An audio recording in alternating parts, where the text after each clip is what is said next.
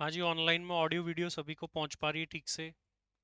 Good afternoon Shubham, Dinesh, बाकी सभी को भी गुड आफ्टरनून। गुड आफ्टरनून सभी को। तो आप में से काफ़ी लोग आज फर्स्ट टाइम इंटरमीडिएट की क्लास ले रहे हैं, पहली बार पढ़ रहे हैं।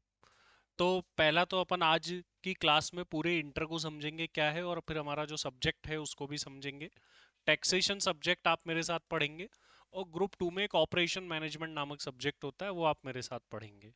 तो इन सब्जेक्ट के बारे में जानते हैं कि क्या है, और इंटरमीडिएट के अंदर जो है वो कैसे सिस्टम काम करता है उसको समझते हैं पहले तो सीएमए इंटर को अगर हम देखें तो सीएमए इंटर के अंदर दो ग्रुप्स हमको मिलते हैं। फर्स्ट ग्रुप के अंदर 4+1 5 सब्जेक्ट है। 4+1 क्यों बोल रहे हैं इसको? क्योंकि जो टैक्स है उसमें दो है, direct tax and indirect tax. हालांकि इनडायरेक्ट टैक्स की बहुत पतली सी बुक आती है, उतनी कोई दिक्कत नहीं है, बट वो भी एक सब्जेक्ट है। तो ऐसे मान सकते हो कि 4.5 और 5 के इक्वल है। वहीं दूसरी तरफ ग्रुप टू जो है उसमें 4 सब्जेक्ट होते हैं। पासिंग क्राइटेरिया क्या है? अगर आप सिंगल ग्रुप दे रहे हैं तो आपको 200 मार्क्स लाने होंगे आउट ऑफ 400। वही सेम फाउंडेशन वाला क्राइटेरिया, और ईच सब्जेक्ट में 40 मार्क्स लाने होंगे। लेकिन यहां पर जो एमसीक्यू है वो 30-30 मार्क्स की आएंगे हर एक सब्जेक्ट में। ऐसा नहीं कि पूरा पेपर एमसीक्यू आएगा, ये आप जानते भी है पहले से। इसी तरीके से अगर आप बोथ ग्रुप देते हैं तो आपको 400 मार्क्स लाने होते हैं, by ensuring 40 in each subject. तो आप अगर सिंगल ग्रुप देते हैं फर्स्ट सेकंड तो 200 नंबर पे पास होते हैं, और अगर बोथ ग्रुप देते हैं तो 400 नंबर पे पास होते हैं। अभी फर्स्ट ग्रुप में एज सच कोई एडवांटेज नहीं है, बोथ ग्रुप में एक एडवांटेज और होता है। एडवांटेज क्या होता है वो? बोथ ग्रुप देने पर एडवांटेज ये है कि आपको हर एक सब्जेक्ट में 40 लाने हैं, और 8 सब्जेक्ट मिला के आपको 400 लाने हैं। इसका मतलब ये हुआ कि अगर आपके ग्रुप वन के अंदर 180 मार्क्स आते हैं और ग्रुप टू में 220 आते हैं, तो टोटल मिला के कितने हो गए? 400। आप पास हो जाएंगे। और अगर आप सिर्फ ग्रुप वन देते तो आप फेल हो जाते हैं, क्योंकि अगर आप सिर्फ ग्रुप वन दोगे तो 200 लाने होंगे, सिर्फ ग्रुप टू दोगे तो भी 200 लाने होंगे, और बोथ ग्रुप दोगे तो दोनों का मिला के 400 लाना होगा। मतलब किसी में कम ज्यादा भी हो जाए तो दूसरे में एडजस्ट हो जाता है। इसको बोलते हैं सेट ऑफ होना, इसको सेट ऑफ बेनिफिट बोला जाता है। तो ये पहला बेनिफिट होता है बोथ ग्रुप देने का। और अगर किसी के मन में ऑल इंडिया रैंक लाने का होता है तो वो ओनली बोथ ग्रुप में आती है, सिंगल ग्रुप में कोई रैंक नहीं आती है। तीसरी चीज ये है कि अगर आप सिंगल सिंगल ग्रुप करेंगे तो आपको 6 से 8 महीने एक्स्ट्रा लगेंगे as compare to both groups. अब कई बच्चे ये डिसाइड ही नहीं कर पाते कि उनको बोथ देना चाहिए, सिंगल देना चाहिए। देखो, ये अभी डिसाइड हो भी नहीं सकता, ये बाय द टाइम डिसाइड होगा। आपको अल्टीमेटली पढ़ने तो दोनों ही ग्रुप है। अलग अलग टेक्निक्स होती है, मैं बता देता हूँ। कुछ बच्चे पहले एक ग्रुप पढ़ते हैं, फिर एग्जाम देते हैं, फिर दूसरे ग्रुप की क्लास लेने आते हैं, फिर एग्जाम देते हैं। पहला तरीका ही होता है। कुछ बच्चे ऐसे होते हैं बोथ ग्रुप पढ़ते हैं, बोथ ग्रुप का एग्जाम दे देते हैं। कुछ बच्चे ऐसे होते हैं क्लास बोथ ग्रुप की लेते हैं लेकिन बाद में देते एक ही ग्रुप है, और जो दूसरा ग्रुप होता है उसकी सेल्फ स्टडी करते हैं। क्योंकि कई बच्चे बाहर से पीजी लेकर के रहते हैं, तो उनके लिए तो वही फिजिबल है, क्योंकि वो 6-8 महीने यहाँ रहेगा और फिर 6-8 महीने वापस से आएगा, तो उसके लिए बहुत महंगा पड़ता है। टाइम में क्या फर्क आता है? देखिए, अगर आप बोथ ग्रुप लेते हैं तो आपको 7 आवर्स की ऑल एन एवरेज क्लास लेनी होती है। सिंगल ग्रुप देते हैं तो शुरुआत में 4 घंटे और बाद में 5 घंटे की लेनी होती है। तो ये जो बर्डन आता है आपके 8 घंटे का, वो बाद में जाके आता है, और वो लगभग 2-3 महीने रहता है। आज आप एक साइंस के 12th के या 11th के बच्चे को भी अगर आपने देखा हो, आपके नॉन में हो, तो वो सुबह निकलता है और शाम को आता है सीधा 8-9 बजे तक। क्लास लेता है, कोचिंग लेता है, तब जाकर के वो क्लियर होता है। तो आपको ये सोचना कि ये तो बहुत सारी पढ़ाई है, ऐसा नहीं है, क्योंकि वो 2-3 महीने ही करनी है। नॉर्मली तो आपको 4-5-6 घंटे ही पढ़ना पड़ेगा, जो कि अब नॉर्मल हो जाना चाहिए आपके लिए। लेकिन बाद में जाकर के एक ऐसा भी टाइम आएगा जहां बहुत पढ़ना पड़ेगा। कहीं से भी ये इजी नहीं है। तो ये मत सोचना 2 दिन नहीं गए तो बाद में कर लेंगे। अगर आप 2 दिन नहीं जाते हैं तो बहुत सारी पढ़ाई का नुकसान है। फिर दूसरी बात, यहाँ पर सब कुछ लिंक्ड चलता है, कि आगे की क्लास में जो चल रहा है वो पिछली क्लास से लिंक होगा। तो आप बिना पढ़े अगर यहाँ आ रहे हैं, आपने पिछली क्लास में एब्सेंट थे, अगले दिन आ रहे, कुछ समझ नहीं आना। क्योंकि यहाँ पर चलती है लिंकिंग, पिछले दिन क्या पढ़ा था उससे लिंक्ड होगा। इवन सब्जेक्ट ही लिंक है। डायरेक्ट टेक्स्ट तो एक ऐसा सब्जेक्ट पूरा ही लिंक है। अगर आपके शुरुआती 2-3 चैप्टर नहीं पढ़े हुए तुम आगे के समझना चाहोगे, नहीं आएंगे। उसमें कुछ पॉइंट्स होते हैं जहां जहां पर आप एंट्री ले सकते हो, वो मैं बताता हूँ जो आगे आने वाले बच्चे उनको। तो यहाँ पर लिंकिंग बड़ी इंपॉर्टेंट है, इस बात का ध्यान रखिएगा कि जो आप डेली पढ़ेंगे वो लिंक्ड होगा सब कुछ। अब सब्जेक्ट कौन कौन से हैं? तो ये सब्जेक्ट है हमारे जो इंटरमीडिएट में आने वाले हैं। जो आपका पेपर नंबर 5 है, मतलब जिसका पहले दिन एग्जाम होगा, वो है law and ethics. First day का एग्जाम ये होता है। इसमें आपको प्रतीक सर एंड हर्षा मैम पढ़ाएंगे। फिर सेकंड होता है, सेकंड वैसे डे वाइज तो ये होता है ऑपरेशन मैनेजमेंट, मतलब बोथ ग्रुप देने वालों के लिए एक दिन फर्स्ट ग्रुप का पेपर, दूसरे दिन सेकंड ग्रुप का पेपर। तो मतलब पहले दिन ये होगा, दूसरे दिन ये होगा, फिर तीसरे दिन ये हो जाएगा, चौथे दिन ये हो जाएगा। इस तरीके से पेपर्स चलते हैं। तो एक फाइनेंशियल अकाउंटिंग है, ये आपने थोड़ी बहुत जो फाउंडेशन में पढ़े हैं, like consignment, joint venture, incomplete record, NPO, ये चैप्टर यहाँ भी आएंगे आपके। डायरेक्ट एंड इनडायरेक्ट टैक्स एक सब्जेक्ट है, इसका पेपर एक ही आएगा।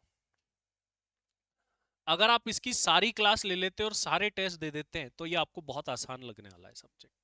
मतलब आप इजीली इसमें 70 मार्क्स तक भी ला सकते हो, और इंटर में 70 लाना बहुत बड़ी बात होती है। यहाँ पर 60 प्लस वाले को बोलते हैं एग्जम्पशन, वो मैं अभी बताऊंगा क्या होती है।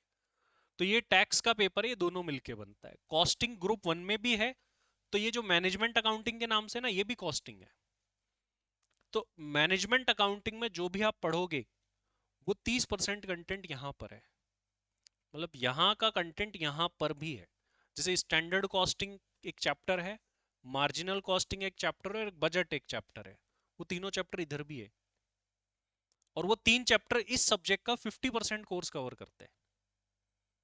लेकिन इसमें फिर नया क्या है, वो उधर भी इधर भी बस लेवल का फर्क है। उधर उन्हीं चैप्टर का बेसिक लेवल है, तो उन्हीं चैप्टर का एडवांस लेवल है, बस इतना फर्क है। बाकी चैप्टर दोनों में सेम टू सेम नेम से मिलेंगे आपको। और कुछ एडिशनल 2-4 चैप्टर भी है जो उधर फर्स्ट ग्रुप में है ही नहीं। फाइनेंशियल मैनेजमेंट मतलब एफएम, इसके अंदर आप अलग अलग फाइनेंस के डिसीजन लेना सीखोगे कि कोई मशीनरी खरीदनी चाहिए या नहीं खरीदनी चाहिए, इस टाइप की चीजें।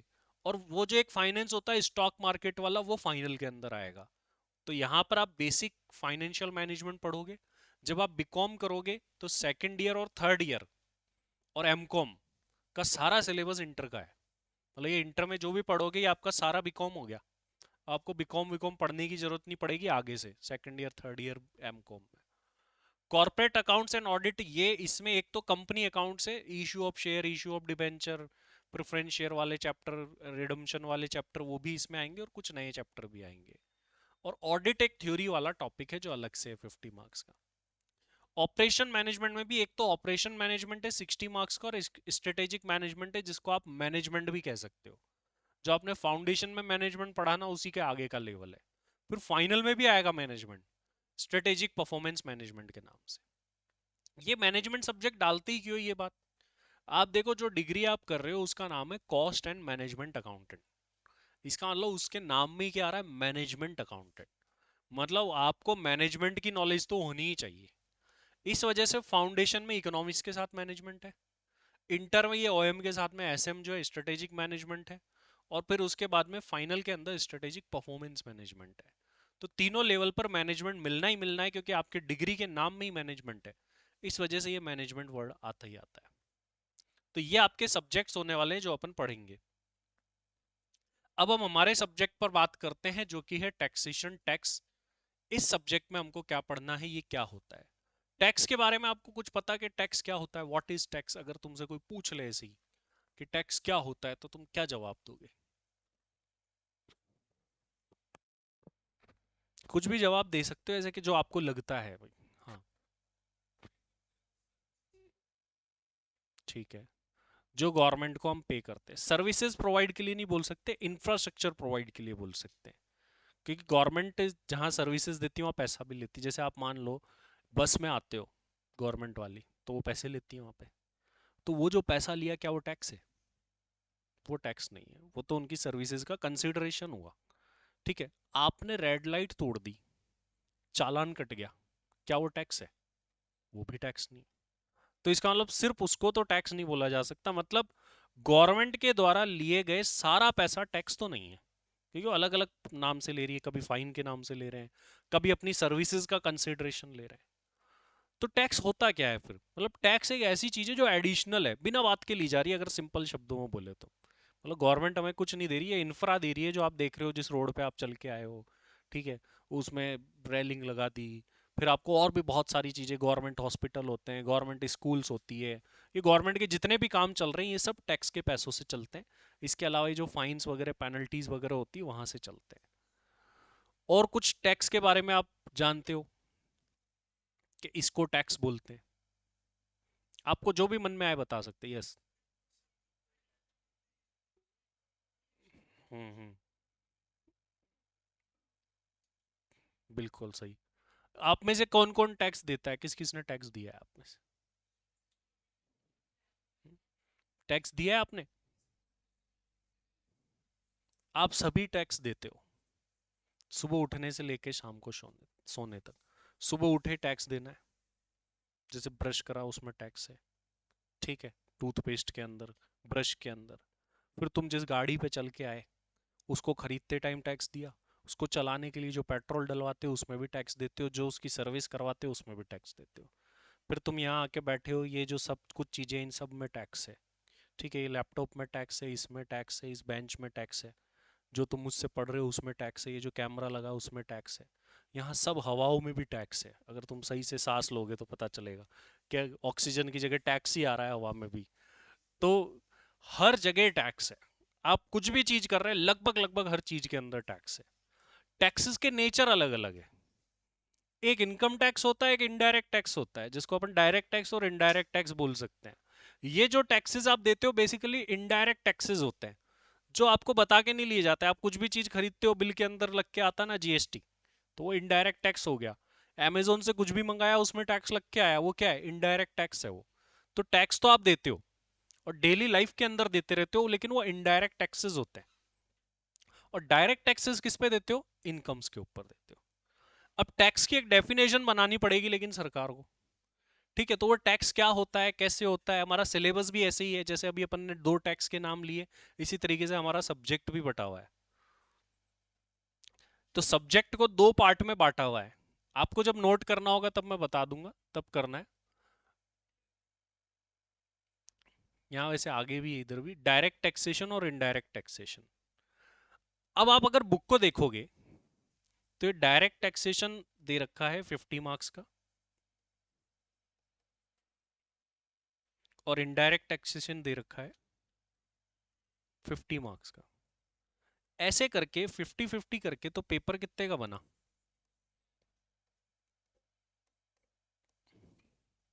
100 मार्क्स का बन गया। जैसे आप लोग फाउंडेशन के पेपर दे के आए हो एमसीक्यू में, 100 का ही पेपर आता था, 100 का ही आपको अटेम्प्ट करना है। बट इंटर में ऐसा नहीं है।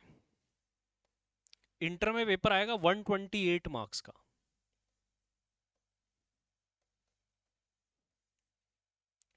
जिसमें से आपको 100 का करना होगा। इसका मतलब ये हुआ कि सर मुझे 128 में से 100 ही करना, मतलब 28 का तो मैं छोड़ सकता हूँ। हाँ, आप छोड़ सकते हो। मतलब you can leave paper of 28 marks. 28 marks का तो पेपर आपने छोड़ दिया। तो आपने करा 100 नंबर का पेपर। उस 100 नंबर के पेपर में एमसीक्यू होंगे 30 मार्क्स के, 2 नंबर का एक, और जो डिस्क्रिप्टिव होगा वो कितने का बचा? और ये जो 28 नंबर एक्स्ट्रा मिलेंगे ना, वो भी इसमें ही मिलेंगे। तो डिस्क्रिप्टिव अगर टोटल देखें तो 98 का हो गया। तो 98 मार्क्स का जो डिस्क्रिप्टिव पेपर तुम करोगे, अब देखना कितना सिंपल है ये चीज। 98 मार्क्स का डिस्क्रिप्टिव आया, उसमें से आप अपनी चॉइस से छोड़ोगे कितना? 28 मार्क्स तो छोड़ दिया अपन ने। कितना बचा रिमेनिंग? 70। इसमें से आधा सही करना है, 50% सीधा। तो कितने नंबर आ गए? 35 मार्क्स आ गए, ठीक है। 35 नंबर तो तुम यहां ले आए, और 15 में से 10 एमसीक्यू सही कर दो, तो 20 नंबर उसके हो गए। 35 और 20 होते हैं 55। अगर तुम हर सब्जेक्ट में 55 लिया हो तो तुम पास हो जाओगे बहुत आसानी से। मतलब अब ये तो देखो, मैंने पहले तो वो 28 हटाए जो तुम छोड़ रहे हो, जो तुम अटेम्प्ट ही नहीं करोगे, वो तुम्हारी चॉइस से तुमने छोड़ा, जबकि वो उन्हीं चैप्टर्स में से जो तुम पढ़ के आए हो। तो उसमें से तुमने 28 छोड़ा, फिर बाकी जो बचा उसमें से भी आधा किया, तब जाके 35 मार्क्स का आपको आने चाहिए। और बहुत ही आसान है ये लाना, आप वैसे सोचोगे तो। आपने कितने परसेंट मार्क्स लाए, आप देखो, 35 मार्क्स लाए 98 में से, कितने परसेंट बने, कितना आता है देखो परसेंटेज वाइज। 35 डिवाइड बाय 98, मतलब अप्रोक्स 35% ही आ गया। मतलब आपको 35% सही करना है डिस्क्रिप्टिव में से, तो आप पास से भी ज्यादा, पास तो 40 पे हो जाते हो, उससे बहुत ज्यादा नंबर ला सकते हो आप। अगर हर सब्जेक्ट में इतने नंबर लाए तो पास हो जाओगे, और हर सब्जेक्ट में आप 65 ले आए तो आपकी रैंक आ जाएगी।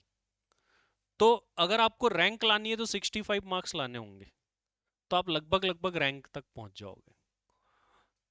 अब जो 60 से ज्यादा मार्क्स आते हैं ना, 60 प्लस मार्क्स, 60 और मोर, उसको यहां पर बोला जाता है एग्जम्पशन। ऐसे बोलेंगे कि मेरी एग्जम्पशन आ गई। एग्जम्पशन आ गई का मतलब ये है कि आप 60 मार्क्स से ज्यादा लेकर के आए। इसको एग्जम्पशन क्यों बोलते हैं? एग्जम्पशन इसलिए बोलते हैं, मान लो आपने एक बार एग्जाम दिया और फेल हो गए तुम, लेकिन किसी एक सब्जेक्ट में तुम्हारे 60 से ज्यादा थे। आपने 4 पेपर दिए या 8 पेपर दिए, मान लो 2 पेपर में तुम्हारे 60 अबव है, तो नेक्स्ट टाइम जब एग्जाम दोगे ना, तो 2 पेपर का एग्जाम नहीं देना, 6 ही देने हैं बाकी के। इसको बोलते हैं एग्जम्पशन। हाँ, लेकिन नेक्स्ट टाइम इसके जुड़ेंगे कितने, 50 नंबर। इनके 50 नंबर माने जाएंगे, मतलब तुमको टोटल 400 लाने हैं ना, उसमें इन दो के तो 50-50 माने जाएंगे, बाकी अब 6 के अंदर मिला करके आपको 300 और लाने होंगे। तो इसको एग्जम्पशन बोला जाता है। तो इंटर के अंदर ये भी होता है कि एक बार पास दिया, 60 अबव आ गए, वो पेपर अगली बार नहीं देना। इसको एग्जम्पशन के नाम से जानते हैं। तो ये आपका पूरा सिस्टम है मार्किंग का, जो अपन ने यहाँ पर डिस्कस करा कि कैसे पेपर क्या क्या आता है। अभी अपन अपने सब्जेक्ट के डिस्कशन कर लेते हैं कि जो पेपर आएगा उसमें क्या कितने मार्क्स का आएगा, क्योंकि ऑफिशियल तो यहाँ 50-50 दे रखा है, बट एक्चुअल एग्जाम की अगर हम बात करें तो वहां पर कितना आएगा, अब उस पर बात करते हैं। क्योंकि पेपर तो 128 नंबर का आएगा, तो लगभग लगभग 7 एमसीक्यू आते हैं डायरेक्ट टेक्स्ट में से, तो 14 मार्क्स तो वो हो गए। और 4 डिस्क्रिप्टिव आते हैं, मतलब 7 में से 4 डायरेक्ट टेक्स्ट के होते हैं। तो डिस्क्रिप्टिव के कितने हो गए, 56। 56 और 14 ऐड करो, कितना होता है, कितना, 70 मार्क्स का तो डायरेक्ट टैक्स ही है। और बाकी जो 128 आता है उसमें से 70 लेस कर दो, कितना बचा,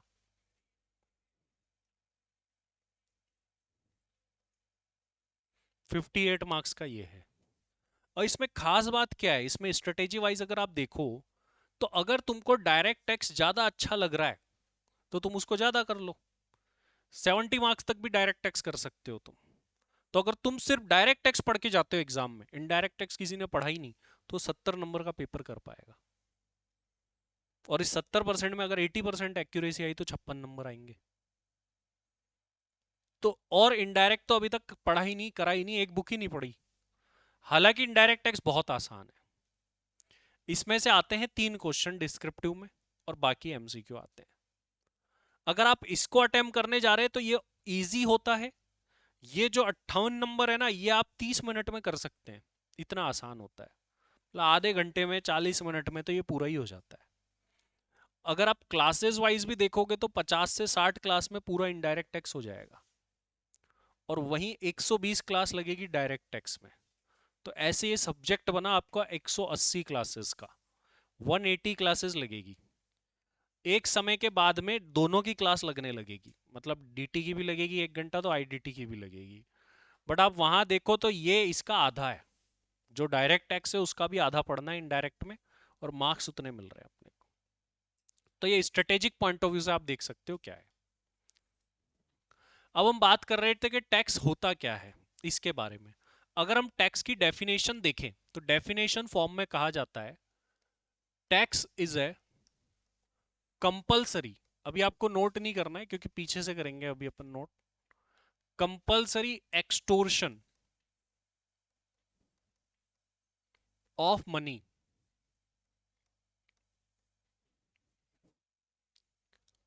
अंडर एनी लॉ और स्टेट्यूट।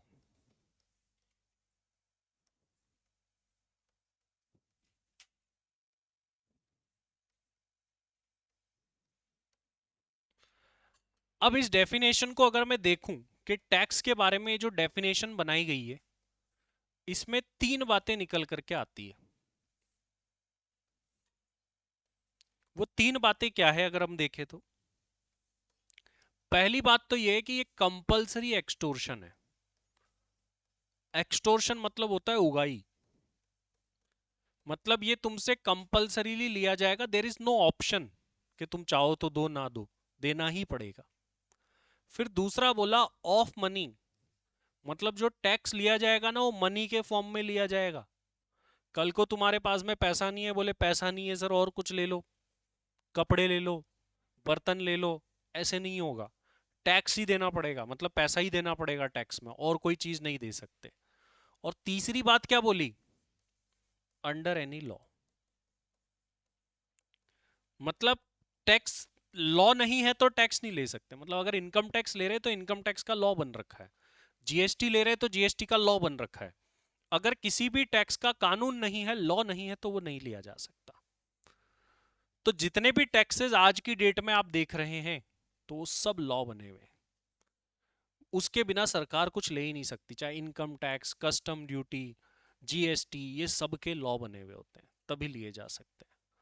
तो टैक्स को अगर हम तीन पार्ट में डिवाइड करके देखें तो अब हम यूं बोल सकते हैं कि टैक्स वो पैसा है जो कि कंपलसरी एक्सटोर्शन देना पड़ेगा, मनी के फॉर्म में देना पड़ेगा अंडर एनी लॉ, कानून के अंतर्गत।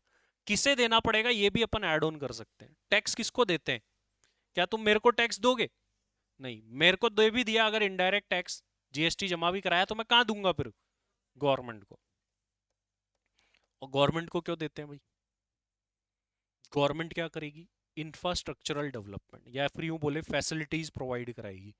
गवर्नमेंट इस पैसे का क्या करेगी भाई, वाई, गवर्नमेंट को ही क्यों दे, तो गवर्नमेंट इंफ्रा डेवलप करेगी,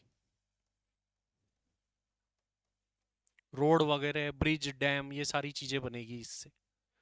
गवर्नमेंट के जो हॉस्पिटल हो गए वो इससे चलते हैं, स्कूल हो गए वो इससे चलता है, गरीब लोगों को खाना वाना भी प्रोवाइड कराते हैं सब्सिडाइज रेट पर सस्ते में, वो इससे होता है। गवर्नमेंट कई चीजों पर सब्सिडी देती है, वो भी इसी पैसों से होता है। तो गवर्नमेंट इस पैसे का यूज लेकर के ये करेगी। अब मेरे मन में यह आया कि यार यही क्यों नहीं लिख दिया कि सरकार जो पैसा लेती है वो सभी टैक्स है, इसमें ऐसा क्यों लिखा कि अंडर एनी लॉ और स्टेट्यूट, जो कानून के अंतर्गत लिया जाए। इसका भी रीजन है, नहीं तो ऐसे लिख के छोड़ा जा सकता था कि गवर्नमेंट के द्वारा लिया जाने वाला हर एक पैसा टैक्स होता है, जैसे अभी किसी बच्चे ने बोला भी था। लेकिन यहां पर तो ये बोला गया कि गवर्नमेंट जो पैसा ले रही है और अंडर एनी लॉ ले रही है वही है। अच्छा मान लो कोई गवर्नमेंट तुमसे पैसा ले लेकिन उसका कानून नहीं बना हुआ, तो क्या वो टैक्स नहीं होगा क्या, नहीं होगा, वो उगाई कहलाएगी कि भाई ये तो जबरदस्ती ले लिया गया, हफ्ता वसूली कहलाएगी। तो ये अंडर एनी लॉ क्यों लिखा, इसका भी रीजन है, इसको फाइंड आउट करते हैं। देखो वैसे तो क्या होता है कि डायरेक्ट टैक्स जो अपन पढ़ेंगे या इनडायरेक्ट टैक्स जो पढ़ेंगे ये भी लॉ है, मतलब ये लॉ है। जैसे आपका एक लॉ है ना, लॉ एंड एथिक्स नाम से, सब ये भी लॉ है, बट ये अलग टाइप का लॉ है, ये प्रैक्टिकल लॉ है, मतलब यहाँ प्रैक्टिकल क्वेश्चंस आएंगे, वो लॉ है। बट वो क्वेश्चंस बने किससे, उस लॉ के प्रोविजन से बने। अब लॉ में भी लॉजिक्स होते हैं, जैसे डायरेक्ट टैक्स की डेफिनेशन ऐसी ही क्यों है, इसका भी लॉजिक है कि ये डेफिनेशन में अंडर एनी लॉ क्यों लिखा। इसका कारण अगर आपको जानना है ना तो आपको जाना पड़ेगा कॉन्स्टिट्यूशन में हमारे। जैसे एक्ट में सेक्शन बने होते हैं ना, तो कॉन्स्टिट्यूशन में क्या बने, आर्टिकल। तो हम आर्टिकल 265 में अगर जाएंगे तो वहां हमको पता चलेगा ये, वहां पर क्या लिखा है। आर्टिकल 265 में देखो, यहां पर लिखा है no tax shall be levied. Levied का मतलब होता है चार्ज्ड और कलेक्टेड। एक्सेप्ट, एक्सेप्ट का मतलब होता है के बिना। वो एक्सेप्ट नहीं है जो एक्सेप्ट करने वाला, ये एक्सेप्ट है। Any authority of law. तो यहां क्या बोल रहे हैं ये? हमारा संविधान ये बोल रहा है कि कानून की इजाजत के बिना ना तो कोई टैक्स लगाया जाएगा मतलब लेवीड, और ना ही चार्ज किया कलेक्ट किया जाएगा। भाई जब कोई टैक्स लगा ही नहीं, चार्ज ही नहीं हुआ, तो कलेक्ट कैसे करेंगे भाई? भाई अगर जीएसटी लेना है तो जीएसटी लगाना पड़ेगा ना, तभी तो लोगे आप। इनकम टैक्स लेना है तो लगाना पड़ेगा ना। तो ऑब्वियस सी बात है, जब लेवी नहीं हुआ, लेवी मतलब होता है चार्ज होना, लगना। तो यहां पर हमारा संविधान एक बात बोलता है कि कानून की इजाजत के बिना ना तो कोई टैक्स लगाया जा सकता और ना ही कलेक्ट किया जा सकता है। इसी वजह से इस डेफिनेशन में भी देखे तो क्या लिख दिया इन्होंने, कि टैक्स वो पैसा है जो कि कंपलसरीली लिया जाता है मनी के फॉर्म में अंडर एनी लॉ। तो कानून बनाना तो जरूरी है, इसी वजह से यहाँ पर, और जरूरी क्यों है वो आर्टिकल में लिखा हुआ है। तो इसी वजह से इस डेफिनेशन के अंदर ये लाइन जोड़ी गई, अंडर एनी लॉ और स्टेट्यूट, जो किसी कानून के अंतर्गत रह करके लिया जाता है गवर्नमेंट के द्वारा, वही होता है। क्लियर है सभी को ये, कि टैक्स क्या होता है ये अपन ने समझा, और वो टैक्स की डेफिनेशन में अंडर एनी लॉ जो लिखा है वो क्यों लिखा है वो भी अपन ने देखा। अभी इसको नोट करते हैं अपन।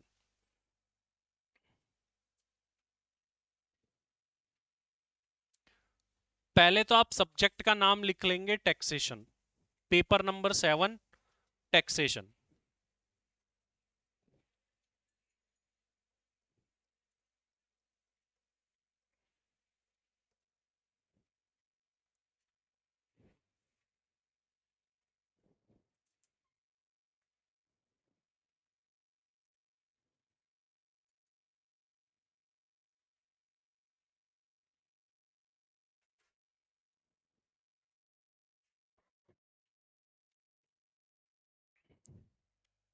अब उसके बाद लिखो टैक्सेशन सिलेबस की हेडिंग। एक काम करो, सिलेबस की, हाँ चलो पहले सिलेबस लिख लो, फिर पेपर पैटर्न लिख लेंगे। टैक्सेशन सिलेबस लिख दो नेक्स्ट हेडिंग।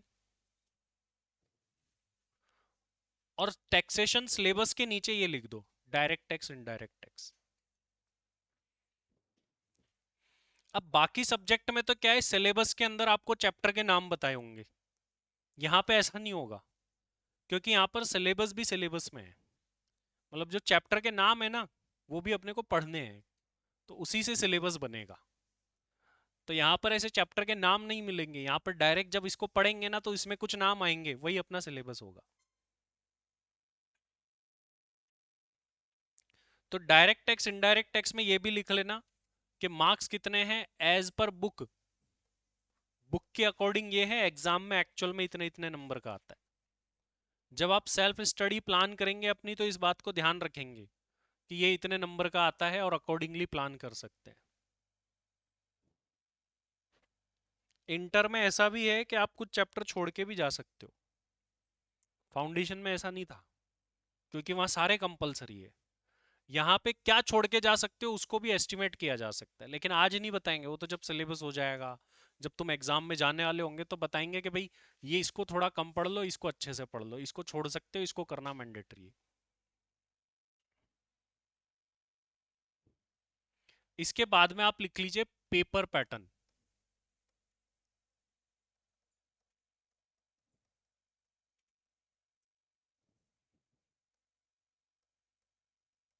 एमसीक्यू हर एक सब्जेक्ट में जैसा आपको पता है 30 मार्क्स के आते हैं।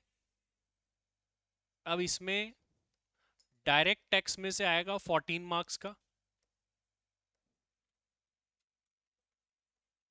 और इनडायरेक्ट टैक्स में से आएगा 16 मार्क्स का।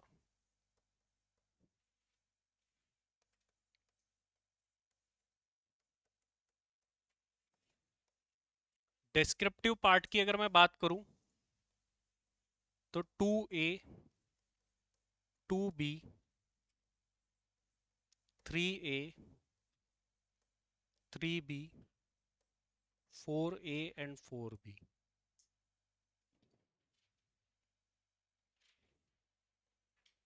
5A एंड 5B, हर एक क्वेश्चन 7 मार्क्स का आता है।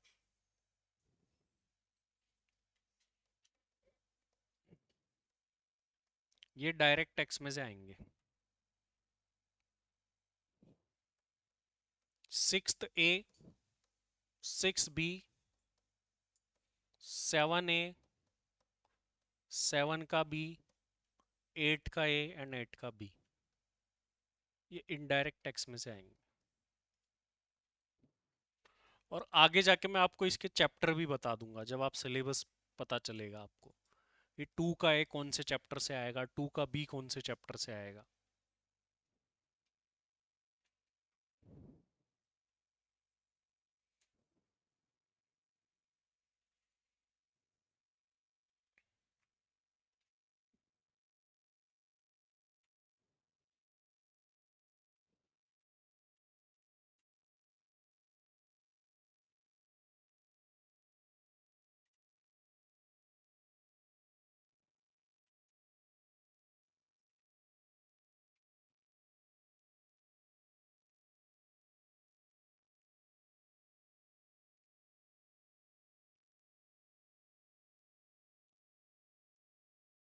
हो गया ये सभी का। अभी आप आगे नोट कर लीजिए।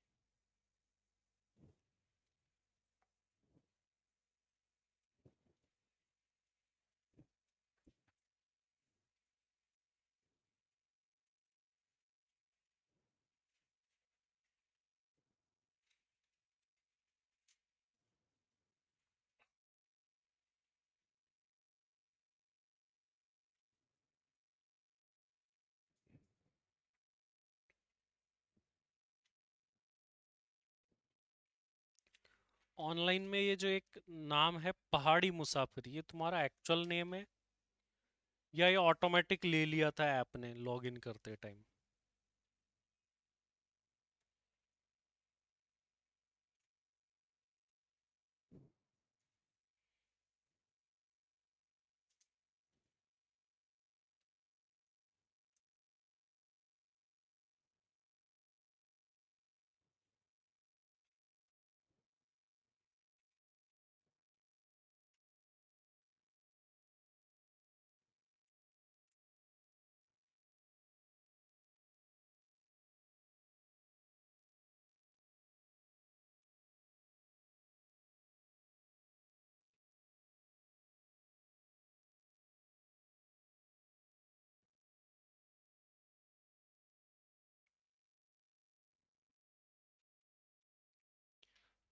तो सचिन, ये आप आपकी प्रोफाइल में जाके चेंज कर सकते हो नेम। तो ऐप के प्रोफाइल में जाना, वहां से नेम चेंज कर लेना। और अगर तुम्हारे यहाँ से ना हो रहा हो तो ऑफिस में बोल देना, वो कर देंगे।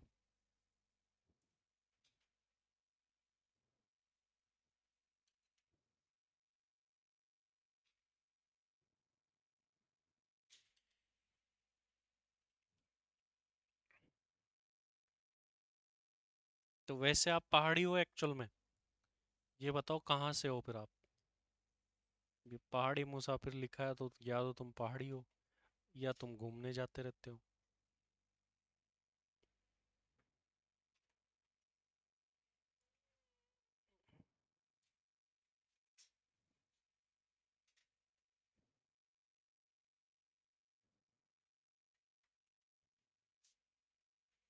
उत्तराखंड से हैं?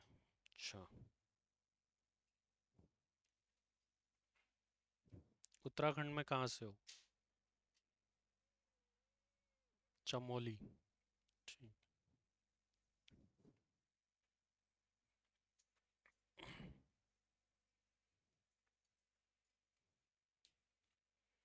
अब इंटर में आपको स्पीड बढ़ानी पड़ेगी क्योंकि कई बच्चों के पेपर ही पूरे नहीं होते इंटर में।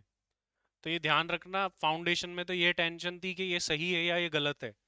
यहाँ पर एक और टेंशन है, पेपर पूरा होना। वो सही गलत से भी बड़ी टेंशन है, क्योंकि जिस चीज को हम कर ही नहीं पाए उसमें वो सही गलत का चांस ही नहीं अराइज होगा। तो इसलिए क्लास में नोट करते टाइम आपको स्पीड फास्ट बनानी है अब।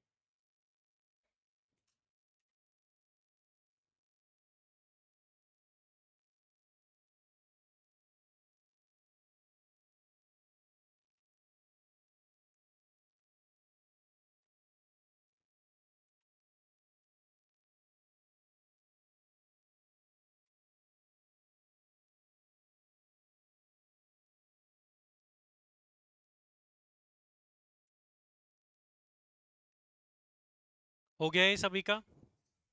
अब देखिए इसी से एक और क्वेश्चन बना। हमें एक बात तो समझ आ गई कि अगर टैक्स लेना है तो लॉ होना चाहिए, जिस चीज का लॉ नहीं उसका टैक्स नहीं लिया जा सकता। अब क्वेश्चन ये अराइज हुआ कि लॉ कौन बनाएगा। बोले ये भी कोई पूछने की बात है, लॉ तो गवर्नमेंट ही बनाती है। तो इसमें तो ज्यादा पूछने की बात हुई नहीं। लेकिन हुआ क्या, दिक्कत पता है क्या हुई? हमारे यहाँ पे गवर्नमेंट भी अलग अलग है। State government, central government. आज जीएसटी लेना है, उससे रिलेटेड लॉ कौन बनाएगा ये सवाल है। इनकम टैक्स लेना है, उससे रिलेटेड लॉ कौन बनाएगा ये सवाल है। तो जब हमारा संविधान बना तो उनको पता था कि अगर हमने इस बात को क्लियर नहीं करा कि लॉ कौन बनाएगा तो ये आपस में लड़ लेंगे। जैसे आज राजस्थान के अंदर जो विधानसभा चलती है उसमें भी कुछ कानून बनाए जाते हैं, वो किसके लिए होते हैं? सिर्फ स्टेट के लिए। और जो संसद में बनते हैं वो पूरे इंडिया के लिए होते हैं। ऐसा ही क्यों? क्योंकि पावर्स बांट रखी है। तो लॉ की पावर भी बट रखी है कि इससे रिलेटेड लॉ ये बनाएगा, इससे रिलेटेड लॉ ये बनाएगा। तो अब ये क्वेश्चन अराइज हुआ कि लॉ कौन बनाएगा। तो बोले इसका जवाब तो बड़ा सिंपल है ना यार, लॉ तो गवर्नमेंट बनाएगी। बोले नहीं, गवर्नमेंट में भी कौन सी वाली गवर्नमेंट, ये बताओ। बोले अच्छा इसको क्लियर कर देते हैं तुमको। बोले इस बात को क्लियर करने के लिए कि किस चीज से रिलेटेड लॉ कौन बनाएगा, एक और आर्टिकल डाला गया। बोला इसको डाल के हम क्लियर कर रहे हैं कि कौन किस चीज से रिलेटेड लॉ कौन बनाएगा। इसके लिए डाला गया आर्टिकल 246। आर्टिकल 246 को डाल करके इसमें तीन लिस्ट बना दी गई। अब बोले अब लड़ना मत। जैसे मान लो तीन बच्चे हैं, पेरेंट्स के, तीनों लड़ते रहते हैं। कई बार जैसे मान लो बोलते हैं कि इसकी प्लेट में ज्यादा डाल दिया, मेरी में कम डाल दिया। तो उनको क्लियर करना पड़ता है कि भाई ये देख ये नाप के डाला है, तुम्हारे भी इतना तुम्हारे भी इतना। इसी तरीके से ये सरकार ने, संविधान ने, कि सरकारें आपस में लड़े ना, तो संविधान में पहले से क्लियर कर दिया, बोल लड़ना मत बाद में। भीमराव अंबेडकर जी तो चले गए, बोले मेरे बाद में लड़ेंगे क्या पता। तो उन्होंने तीन लिस्ट बना दी, ये आपने बीएसटी वगैरह में पढ़ी होगी। एक तो बनाई यूनियन लिस्ट, दूसरी बनाई स्टेट लिस्ट, और तीसरी बनाई कॉन्करेंट लिस्ट। हम यूं भी बोल सकते हैं ये लिस्ट क्यों बनाई गई, for distribution of powers among government.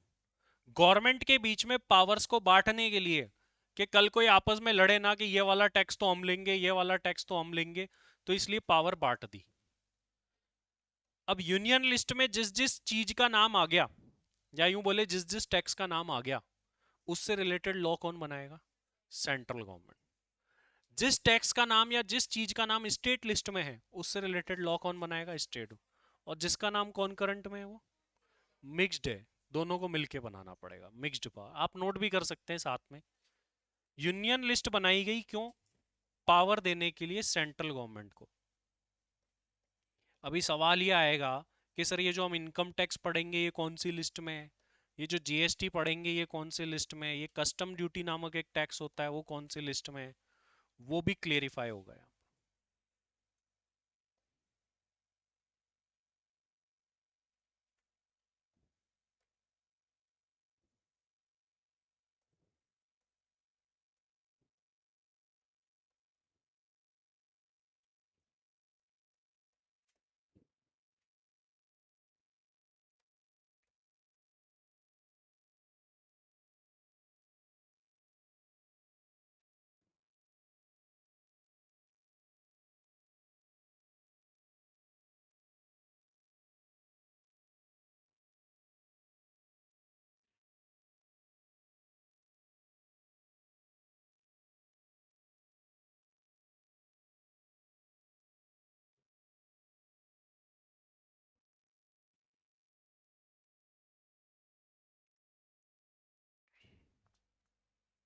यहां से एमसीक्यू बन सकता है, कैसे बनेगा उससे रिलेटेड पॉइंट आएगा आगे, लो अगली क्लास में ही आएगा। इसी लिस्ट से रिलेटेड एक पॉइंट आएगा।